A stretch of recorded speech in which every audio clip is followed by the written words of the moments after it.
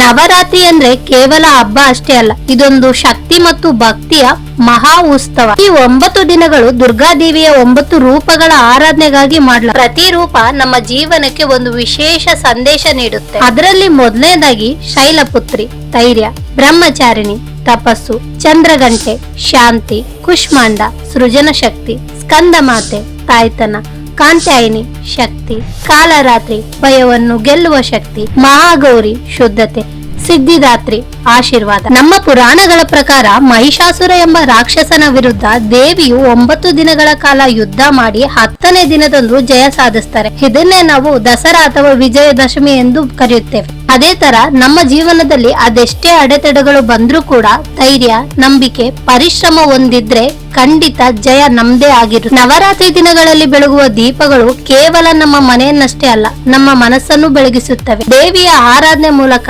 ನಮ್ಮೊಳಗಿನ ಭಯ, ಅನುಮಾನ, ದುರ್ಬಲತೆಗಳನ್ನೆಲ್ಲ ಗೆದ್ದು ಹೊಸ ಶಕ್ತಿಯೊಂದಿಗೆ ಮುಂದೆ ಸಾಗೋಣ. ಎಲ್ಲರಿಗೂ ನವರಾತ್ರಿ ಹಬ್ಬದ ಶುಭಾಶಯಗಳು.